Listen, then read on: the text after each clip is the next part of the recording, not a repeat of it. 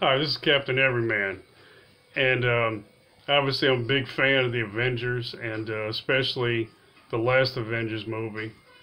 And today I'm here to give you my prophetic vision of how Thanos is going to be defeated, and it's Operation Hela Good. Now, there's breadcrumbs and Easter eggs that lead to this plan that'll be coming up in the next movie, but I want to go over a few of them and tell you what the plan actually is. And one of the first ones is when Loki makes his comment, "Don't worry, brother, there'll be brighter days for Asgard." And it leads you to the conclusion that he sees something or knows something that nobody else does.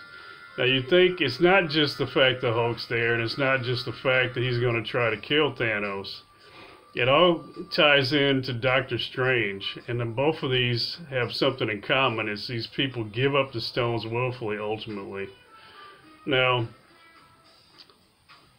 you would ask, why is that? Because unbeknownst to Thanos, they've already used these stones. Now, even Loki, why he's talking to him, or why he seems to be resisting, he has this power to project a phantom image of himself.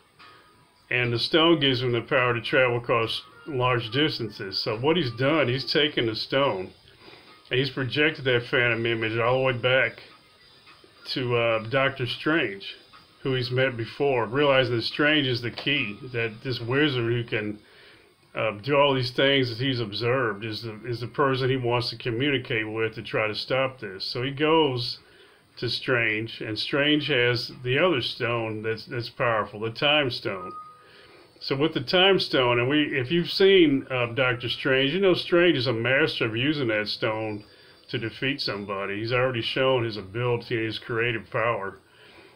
So he goes back and he challenges him, and Strange travels through time and really rectifies everything. So the plan has really already come in place and already been effective. But because of the way time travel works, we don't see it unfold because we're just looking at a small piece of time. But when Loki comes back, he's confident there are brighter days because he knows Strange is going to take care of everything.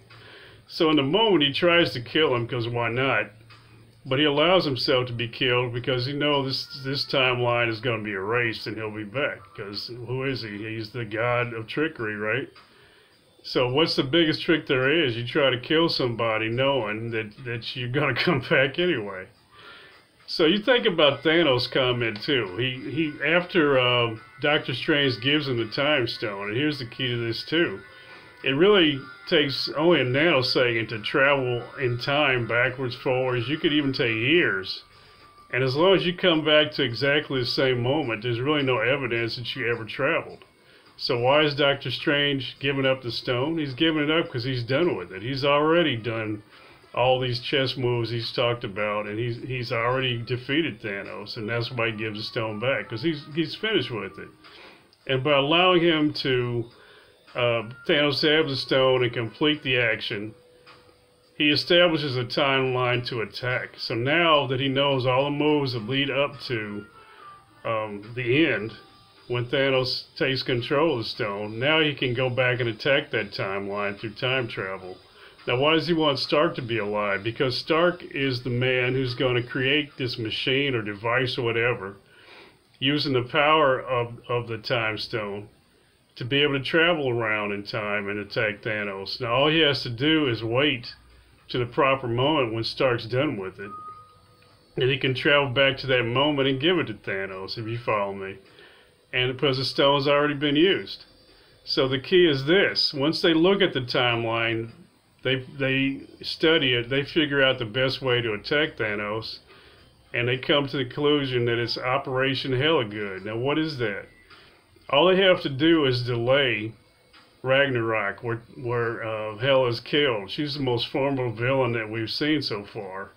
She's much more powerful than anybody else we've seen, and more than a match for Thanos.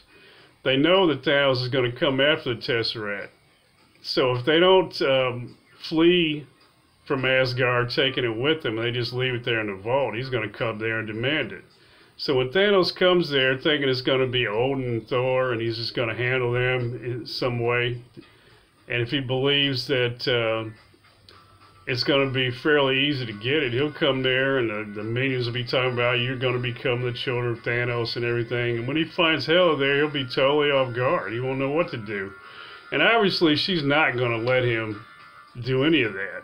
She's not going to give up the stone to him, and she's not going to let him kill half the people there. So all they got to do is delay Ragnarok, play up to her, act like they're going along with her for long enough for Thanos to show up and let her eliminate him. Then once Thanos is eliminated, they can go back to exactly what they did before. They can take the crown and put it on the eternal flame and take care of her just like they did the first time around. They let their enemies annihilate each other, and they tie it up in a neat little package where Thanos is taken care of by Hela, and then they take care of Hela themselves. And they all live happily ever after.